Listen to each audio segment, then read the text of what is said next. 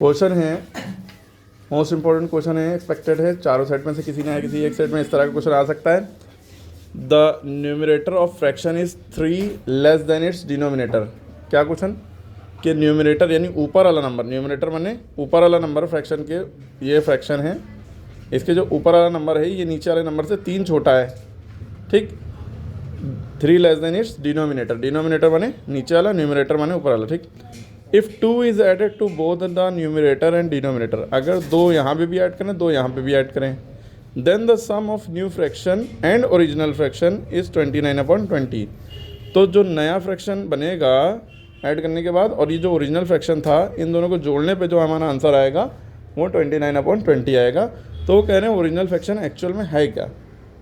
समझे आप लोग बात? फिर से समझिए। कह रहे हैं the numerator of fraction is 3 less than its denominator.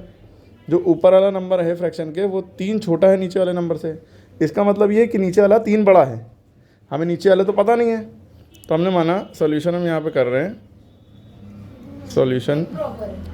हाँ, इसको हम एक रफ, इसको समझाने के लिए पहले रफ कैलकुलेशन बता रहे हैं, फिर कैलकुलेशन बाद में करते हैं। कहने मतलब जो ऊपर वाला नंबर है वो 3 छोटा है। देखिए ऊपर वाला नंबर हमने मान लिया कि 6 है और नीचे वाला नंबर फिर क्या होगा 9, क्योंकि ऊपर वाला जो है नीचे वाले से 3 कम है। समझ में आ गई बात? तो 6 तीनों, नीचे वाला 3 बड़ा है, ठीक। अगर हम 2 ऊपर भी ऐड करें और नीचे भी ऐड करें तो हमारा आंसर ये हो जाना चाहिए।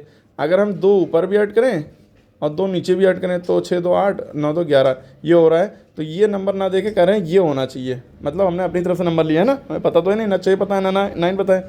तो हम 6 को मान लेते हैं लेट ऊपर वाला जो नंबर है लेट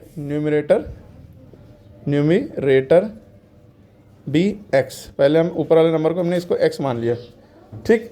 समझ में आई बात? ऊपर वाले नंबर को एक्स मान लिया। तो नीचे वाला नंबर क्या है? तो numerator of fraction is 3 less than its denominator, यानी नीचे वाला नंबर 3 बड़ा है।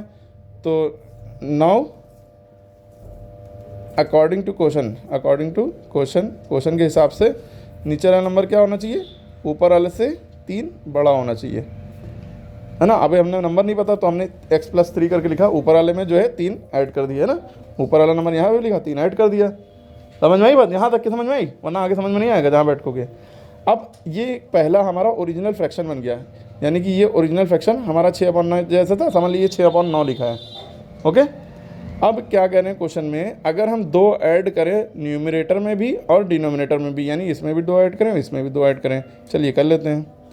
तो ऊपर भी 2 ऐड किया और नीचे भी 2 ऐड किया, तो हमारा ये क्या बनना है x+2, तो ये ऐसे ही रहेगा, लेकिन ये कुछ और हो जाएगा x+3 2 5। ये हमारा जो है दूसरा फ्रैक्शन बन गया।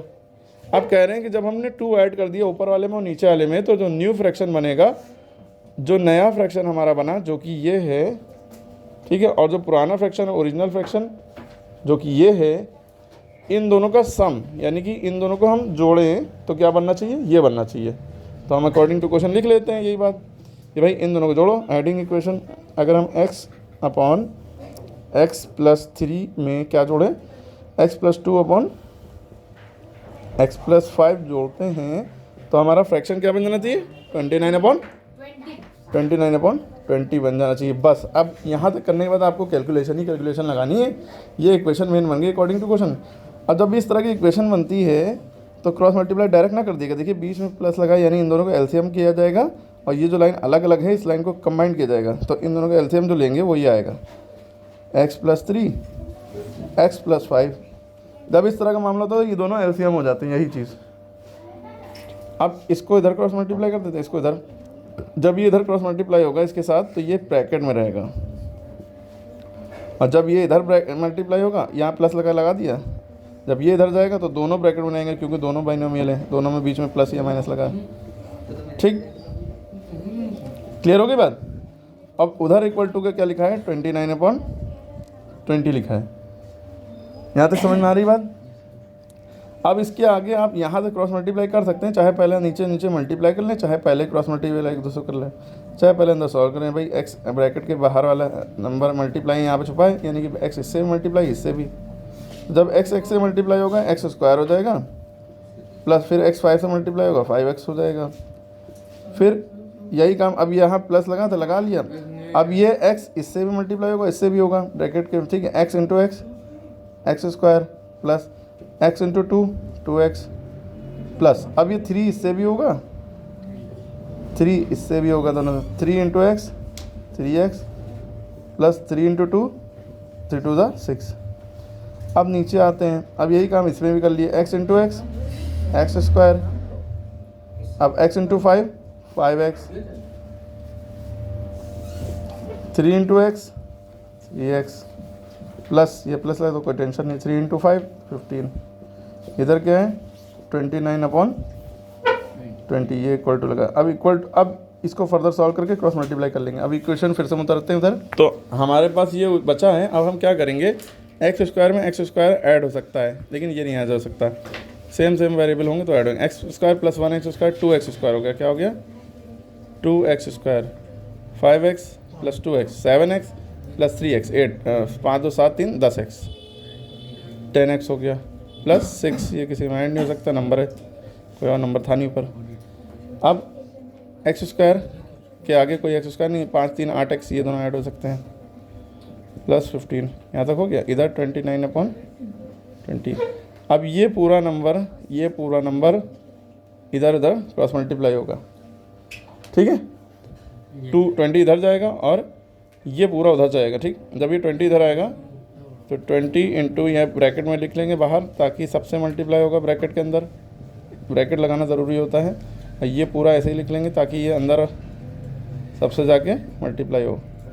सवाल थोड़ा बड़ा है लेकिन समझ में ऐसे ही आएगा, इसको कैलकुलेशन नहीं आती है इसीलिए बड़ी वीडियो बननी है। 20 टू द 40 एक्स स्क्वायर, फिर 20 10 द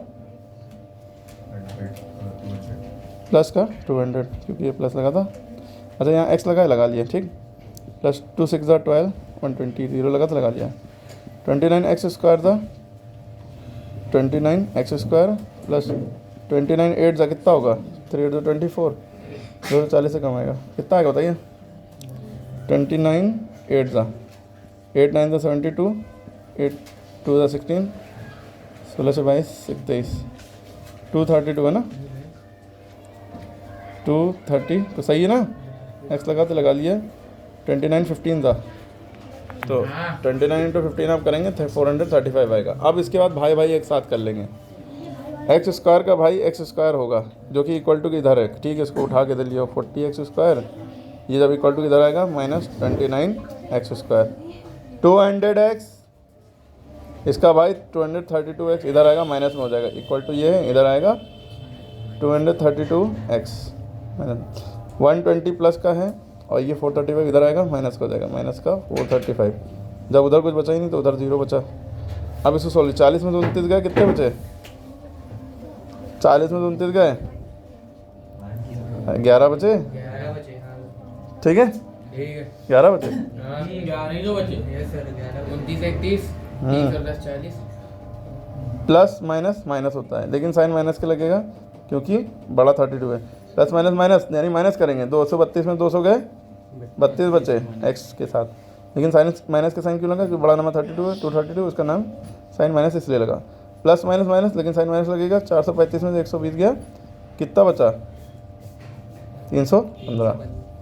अब इसके बाद यहाँ पे आप चाहे सीधे इधर 4 लगाइए, है ना, फैक्टर नहीं बन रहे तो, वरना फैक्टराइजेशन मेथड से इसको सॉल्व करिए। समझ गए यहाँ तक की वीडियो बड़ी बनी है लेकिन एक एक स्टेप क्लियर किया है।